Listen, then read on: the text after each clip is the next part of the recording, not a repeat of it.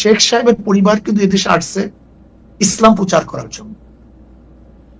আমার মূল উদ্দেশ্যটা কি ছিল? শেখ সাহেব প্রথম কেন অ্যারেস্ট হয়েছিলেন? আসি এনসিপি নেতা জনাব হাসনাত আব্দুল্লাহর আহ্বানে সাড়া দিয়ে আপনারা আওয়ামী লীগ নিষিদ্ধের আমলে মানে আন্দোলনে যমুনা ও শাহবাগে গিয়েছিলেন। সেখানে হাত পাকা হাতে অনেককে আমরা দেখেছি।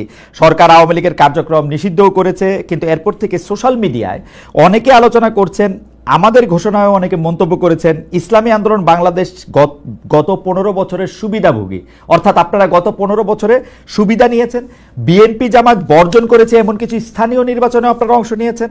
আপনাদের অনুষ্ঠানে সাবেক তথ্যমন্ত্রী, যাকে আসলে নানা মানে পররাষ্ট্রমন্ত্রীও বটে, যাকে নানা অভিধায় অভিহিত করা হয়, সেই ডক্টর হাসান মাহমুদের মতো প্রভাবশালী বিতর্কিত আওয়ামী লীগ নেতার পুরনো ভিডিও এখনো আমরা দেখতে পাচ্ছি, যেখানে তারা আপনাদের সঙ্গে বসে আছেন। কেউ কেউ এমন মন্তব্য করছেন, যখন যারা ক্ষমতায় থাকে আপনারা তাদের সঙ্গে তাল মিলিয়ে চলেন। একটু আপনার মন্তব্য শুনবো। এইটা ভুল বলছেন। যখন যারা ক্ষমতায় থাকে ইসলামী আন্দোলন তাদের সমস্ত সমস্যাগুলি, দুর্নীতিগুলি তুলে ধরে, এটা বলতে পারেন। আচ্ছা, আপনি কি দেখেছেন সেখানে শুধু হাসান মাহমুদকে, সেখানে কি বুলু সাহেবকে দেখেন নাই? দেখছি, আমার পাশে দেখছি। তো সেটা বললেন না কেন? না, বুলু সাহেবকেও দেখছি। হাসান আমার স্বরাষ্ট্রমন্ত্রীর সাথে জি, আপনি বলেন, আপনি শেষ করেন, তারপর আমি বলবো। আমি শেষ করি। আপনার হাসান মাহমুদ সাহেবের সাথে আমার বক্তৃতা হিসাবে মানে আমাদেরকে বসতে দেখছেন, কিন্তু তারপরে আমি যখন বক্তব্য দিয়েছি তখন এই বক্তব্য দিয়েছিলাম সেটা তো তুলে ধরলেন না। ওই একই স্টেজ আপনি দেখুন সেই বক্তব্য, যে আপনারা বিএনপি বলছেন আমরা এইটা করছি, আওয়ামী লীগ বলছেন আমরা এইটা করছি, কিন্তু কে কত দুর্নীতি করছেন সেটা তো বললেন না।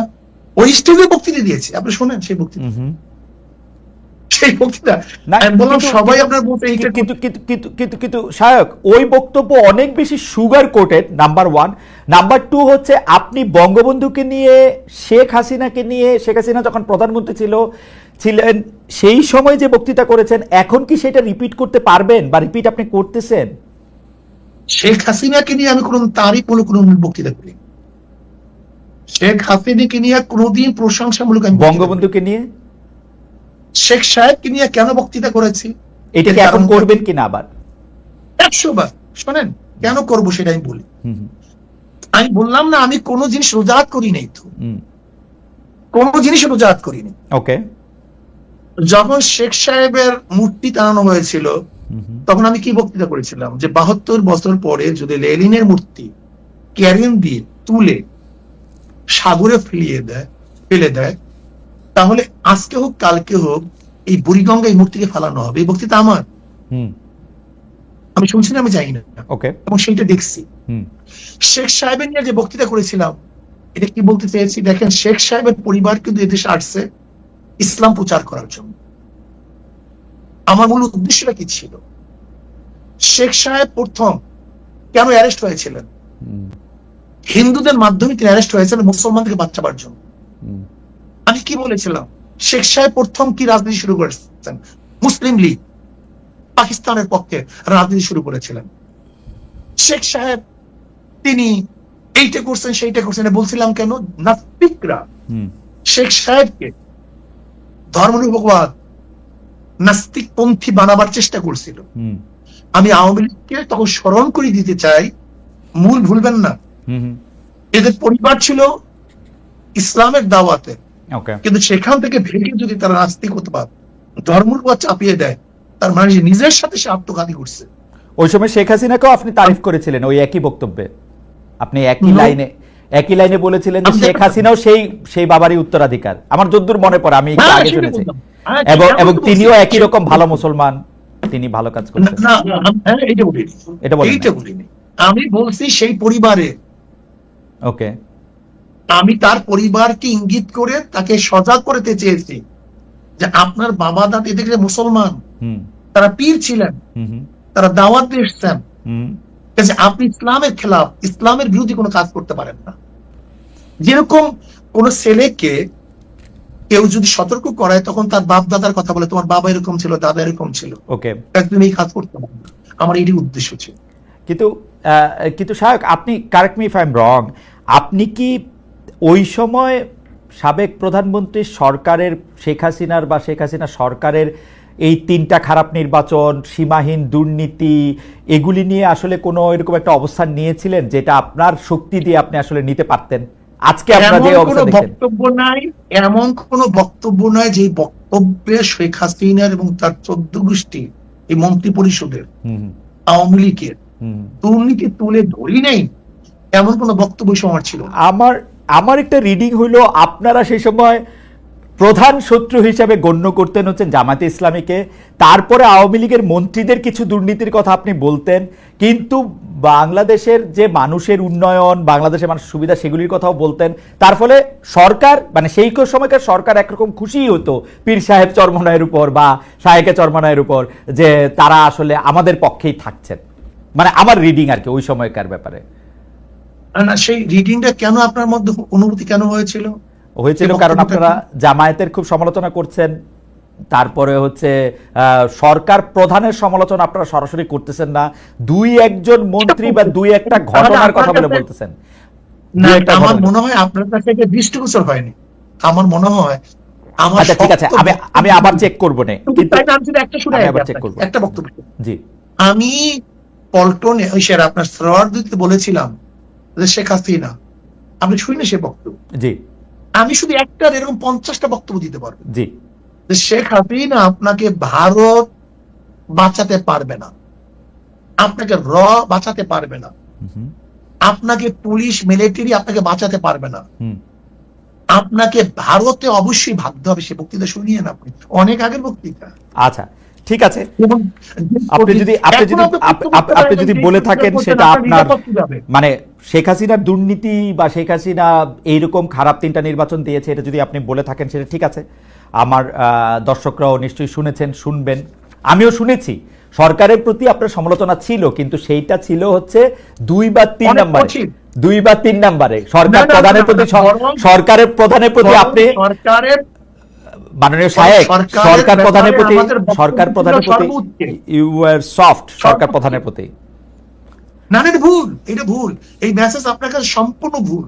আচ্ছা ঠিক আছে, সম্পূর্ণ ভুল। আচ্ছা আমি পরবর্তী প্রশ্নে আসি। সরকার প্রধানের ব্যাপারে আমি যে মন্তব্য করেছি এরকম বক্তব্য আজ পর্যন্ত কেউ দেয়নি। আচ্ছা আমি একটু পরবর্তী প্রসঙ্গে আসি। সেইটা হচ্ছে যে এই শনিবার সোহরাওয়ার্দী উদ্যানে আপনাদের যে মহাসমাবেশ মঞ্চে জামাতের একাধিক নেতাকে আমরা দেখলাম, এনসিপির অন্যতম শীর্ষ নেতা আক্তার সাহেবকে দেখলাম, গণ অধিকারের নুরুল হক নূর সাহেবকে দেখলাম, কিন্তু বিএনপির কেউ সেখানে ছিলেন না। বিএনপিকে কি আপনারা দাওয়াত দেন নাই? আপনারা বিএনপি বিরোধী একটা বড় জোট করতে চাইছেন, এটাই কি আপনাদের উদ্দেশ্য? না, আমরা পিআর সিস্টেম নির্বাচন চাই।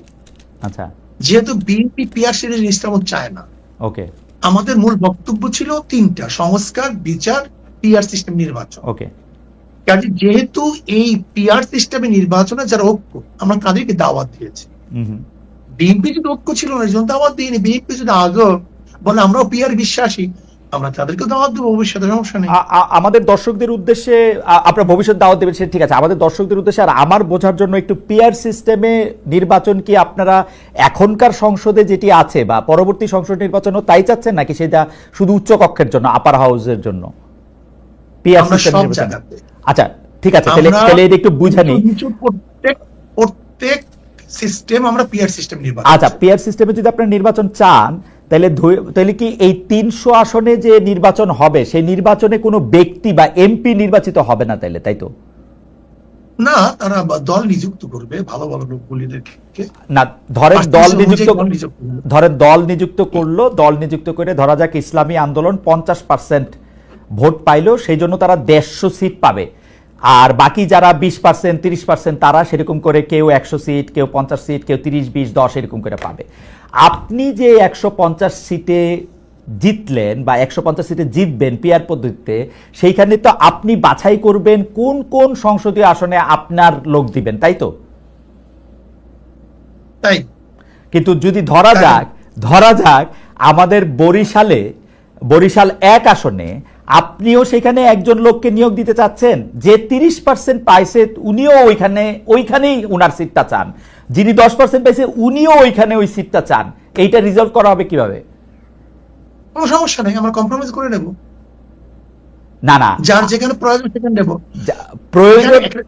প্রয়োজন তো মূল বাধাটা আমি এটা ছাড়াই দিই, তাহলে ব্যাপারটা বুঝবেন। জি, আসলে পিআর সিস্টেমে নির্বাচনে কোন সিটে কোন প্রার্থী, এইটা বহুত বড় কথা না। পিআর সিস্টেম নির্বাচনের সংসদ যারা সদস্য হবেন তাদের মূল দায়িত্ব থাকবে সংসদে কাজ করা, আইন প্রণয়ন করা, আইনকে বাস্তবায়ন করা। তার মানে ধরেন কথার কথা, আর আমাদের যে স্থানীয় যে সরকারগুলি থাকবে সেটাকে এস্টাবলিশ করা।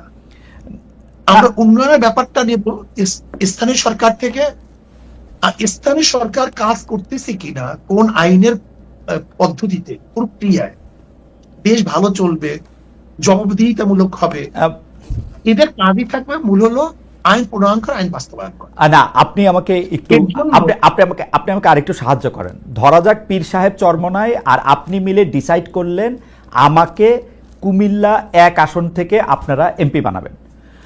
ধরা যাক একইভাবে জামায়াতের নেতা ডক্টর শফিকুর রহমানও ঠিক করলেন আমাকে কুমিল্লা 2 আসন থেকে এমপি বানাবেন। আমি কিন্তু এলাকায় যাইও নাই, ভোটও করি নাই, কিচ্ছু করি নাই। আমার পক্ষে তো এমপি হয়ে যাওয়া সম্ভব, তাই না? আপনারা যদি 50% ভোট পান, আপনাদের যদি 150 জন সংসদ, এইটা কি ঠিক হবে? আমি কি একটা ভালো জনপ্রতিনিধি হইতে পারবো? নির্ধারণ না করি তাহলে কি হবে? এলাকায় নির্ধারণ করলাম, আপনার এত পার্সেন্টেজ ধরে নেন, একটা বক্তব্য জি ধরে নেন, জি, আপনার এত পার্সেন্টেজ ভোট পেয়েছেন, আপনার সংসদে এত প্রার্থী আপনার আছে, হ্যাঁ হ্যাঁ, এখানে কোন এলাকা এটা তো নির্ধারণ করা জরুরি না। না, জরুরি। কারণ হচ্ছে যে প্রত্যেকটা মানুষের তখন ভোটিং রাইটটা হয় আমাকে দাউদকান্দি বা মুরাদনগর থেকে নির্বাচিত করবে কিনা, আমি ভালো প্রার্থী নাকি এনসিপির উপদেষ্টা মহোদয় আসিফ সাহেব ভালো প্রার্থী নাকি কায়কোবাদ সাহেব ভালো প্রার্থী, ওইটা ওই এলাকার মানুষের right to choose there MP. তাহলে আপনি মার্কা নিলেন কেন? মার্কা নিছি তো হচ্ছে আমার আদর্শটাকে কম কথায় বলার জন্য, যাতে ব্যালটে আমার আদর্শটা থাকে, মানুষ জানবে আমি ইসলামী আন্দোলনের লোক, ইসলামী আন্দোলনের আদর্শটা মানুষ জানবে থ্রু আপনার মাধ্যমে। আপনি তো সব জায়গায় যাইতে পারবেন না, আমি আপনার বায়াতটা দিয়ে মানুষকে বলবো যে আমি হাত পাখার লোক, হাত পাখা হচ্ছে এটার আদর্শ, এই জন্য আমি মার্কা নিছি। কথা বলবেন একটু বলি? জি জি জি, ধরে নেন আপনার আসলে তো মূল মার্কা, যেই ব্যক্তি নির্বাচনে অংশগ্রহণ করছে সেটা মার্কা নির্বাচন না করে তাহলে সেই ব্যক্তি কি কোনো নির্বাচিত হতে পারবে? ধরে না কেউ হতে পারে, অধিকাংশ পারবে না, অনেকে পারে। মূল তো মানুষের ভোট দিতে আসেন আদর্শকে, রাইট, আদর্শকে। যদি আদর্শকে ভোট দেয় আদর্শ ক্ষমতায় যাবে না, ক্ষমতায় যাবে সংসদে না। আমি একটু অল্প একটু বলি, আমি বছর 30 ধরে এই মাঠ পর্যায়ে সাংবাদিকতাটা দেখি, তো অনেক সময় কি হয় সাহেব জানেন, ধরেন আপনার আদর্শ দিয়া আপনি আমাকে হাত পাখা দিলেন, মানুষ আমাকে আগ্রহ করে নিল, কিন্তু আপনি আমাকে না দিয়ে আমার বন্ধুকে দিলেন, মানুষ হাত পাখার আদর্শে থাকলেও তাকে নিতে রাজি না, তাকে কিন্তু ফেল করায় দেয়। এখানে আদর্শ ইম্পর্টেন্ট, ব্যক্তিও ইম্পর্টেন্ট সায়ক। আপনি শুধু আদর্শ দিয়ে পাঠাইলে কাউকে আপনি নির্বাচিত করে আনতে পারবেন না, এখানে দুইটাই গুরুত্বপূর্ণ। অবশ্যই অবশ্যই, কিন্তু আমি মনে করি ধরে নেন আমরা 10 জনের নির্বাচন অংশগ্রহণ করলাম 10 পার্টির থেকে, একজনে ভোট পাইছে 10,100, আর 90,000 মানুষ তার বিরুদ্ধে, তার 90,000 মানুষ কি তার প্রতিনিধিকে মানে সিলেকশন করতে পারছে? না, গণতন্ত্রের মজাটাই তো এইটা, গণতন্ত্রের মজাটাই তো হচ্ছে বেশিরভাগ মানুষ যাকে পছন্দ করে সেই হচ্ছে নির্বাচিত করবে, মানে শাসন ক্ষমতায় দায়িত্ব পাবে, সেটাই তো। এখানে 10,000 মানুষ, আপনার 90,000 মানুষ তো আপনার বিরুদ্ধে, তার মেজরিটি হলো কিভাবে?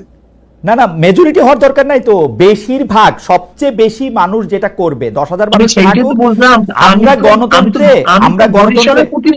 আমরা গণতন্ত্রে সেইটা বাধ্য করতে, গণতন্ত্রের অনেকগুলো পার্ট আছে, আপনি নিশ্চয়ই জানেন। গণতন্ত্রের পদ্ধতি কিন্তু একটা না, গোটা দুনিয়ার মধ্যে গণতন্ত্র ভিত্তিক নির্বাচন পদ্ধতি একটা না। না, আমি জানি একটা না, প্রচুর। আমি আমাদের দেশে একসময় মৌলিক গণতন্ত্র ছিল, আমাদের প্রেসিডেন্ট নির্বাচন করে এখন পদ্ধতি ভিন্ন। আমার কাছে কি আমাদের সায়ক, আমার কাছে কি মনে হয় জানেন, আপনি আমাকে কারেক্ট করেন ইফ আই এম রং, আমার কাছে মনে হয় যে আপনারা তড়িঘড়ি করে এই পিআর সিস্টেমের কথা বলতেছেন, পিআর সিস্টেমটার ভালো মন্দ বিবেচনা না করে, সম্ভাব্যতা বিচার না করে আপনারা পিআর সিস্টেমটা করার সময় এইটাও ভুলে গেছেন যে একটা 300টা আসনে আপনার 300টা ব্যক্তি গুরুত্বপূর্ণ। আপনি মনে করতেছেন শুধু মার্কাটা পাস করে আসলেই হবে, এরপর আপনি টেবিলে বসে 10টা লোককে আপনার ইচ্ছা মতো নিয়োগ দিবেন। This is not fair. আমাকে কথা বলতে জি জি বলেন বলেন। দেখেন, যদি আমি বর্তমান প্রচলিত নির্বাচনের কথা বলি, সেখানেও কিন্তু মেরিট ডিমেরিট আছে। আপনার পিআর সিস্টেমে নির্বাচনে মেরিট ডিমেরিট অবশ্যই আছে, কিন্তু আমরা দেখব মেরিট ডিমেরিটের মধ্যে কোনটার গ্রহণযোগ্যতা বেশি, কোনটার গ্রহণযোগ্যতা কম।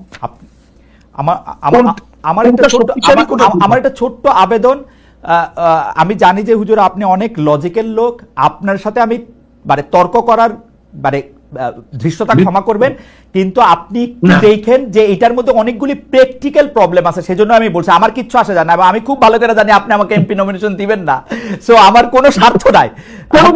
আপনি